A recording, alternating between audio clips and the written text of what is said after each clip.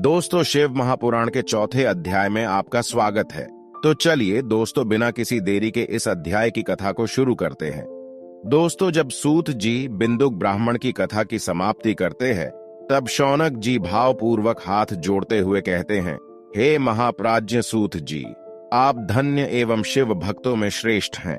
हम पर कृपा कर हमें कल्याणमय शिव पुराण के श्रवण की विधि बताइए, जिससे सभी श्रोताओं को संपूर्ण उत्तम फल की प्राप्ति हो।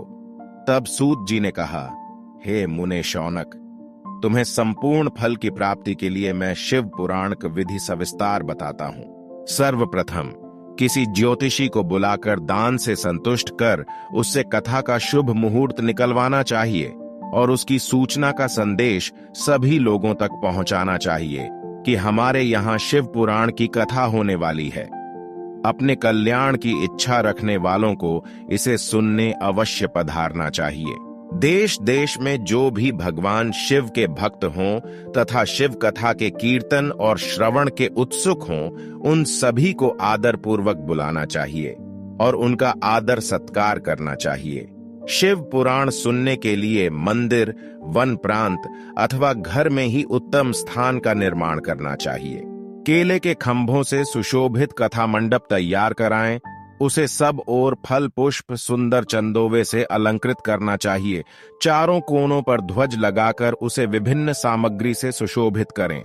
भगवान शंकर के लिए भक्ति पूर्वक दिव्य आसन का निर्माण करना चाहिए तथा कथा वाचक के लिए भी दिव्य आसन का निर्माण करना चाहिए।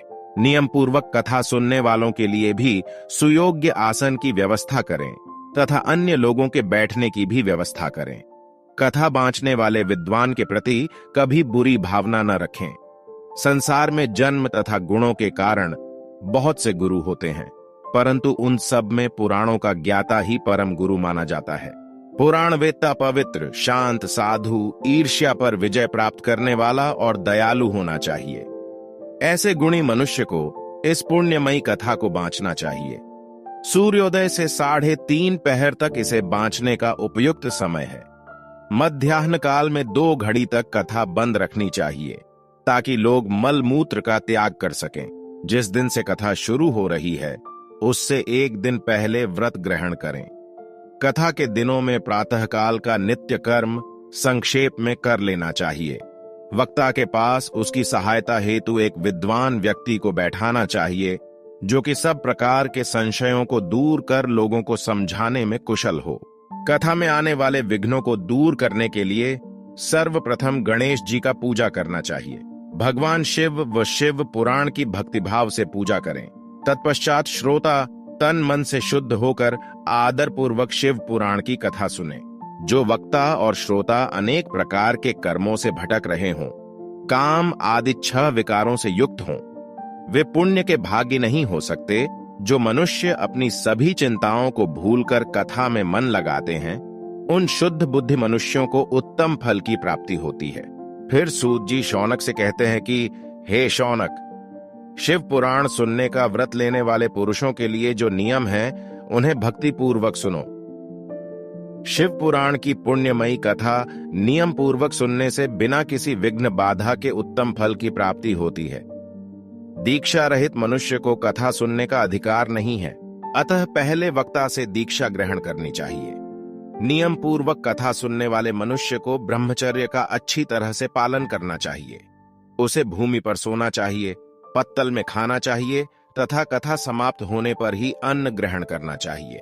समर्थ मनुष्य को शुद्ध भाव से शिव पुराण की कथा की समाप्ति तक उपवास रखना चाहिए और एक ही बार भोजन करना चाहिए। गरिष्ठ अन्न, दाल, जला अन्न, सेम, मसूर तथा बासी अन्न नहीं खाना चाहिए। जिसने कथा का व्रत ले रखा हो उसे प्याज, लहसुन, हींग, गाजर, मादक वस्तु तथा आमिष कही जाने वाली वस्तुओं को त्याग देना चाहिए। ऐसा मनुष्य प्रतिदिन सत्य, शौच, दया, मौन, सरलता, विनय तथा हार्दिक उदारता आदि सद्गुणों को अपनाए तथा साधु संतों की निंदा का त्याग कर नियम पूर्वक कथा सुने। सकाम मनुष्य इस कथा के प्रभाव से अपनी अभीष्ट कामना प्राप्त करता है और निष्काम मोक्ष प्राप्त करता है। सभी स्त्री पुरुषों को विधि विधान से शिव पुराण उत्तम कथा को सुनना चाहिए। शिव पुराण की समाप्ति पर श्रोताओं को भक्ति पूर्वक भगवान शिव की पूजा की तरह पुराण पुस्तक की पूजा भी करनी चाहिए तथा इसके पश्चात विधि पूर्वक वक्ता का भी पूजन करना चाहिए।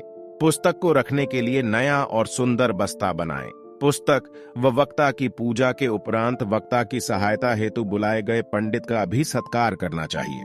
कथा में पधारे अन्य ब्राह्मणों को भी अन्न धन का दान दें। गीत, वाद्य और नृत्य से उत्सव को महान बनाएं। विरक्त मनुष्य को कथा समाप्ति पर गीता का पाठ करना चाहिए तथा गृहस्थ को श्रवण कर्म की शांति हेतु होम करना चाहिए।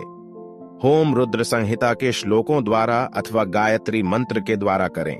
यदि हवन करने में असमर्थ हों तो भक्ति पूर्वक शिव सहस्रनाम का पाठ करें।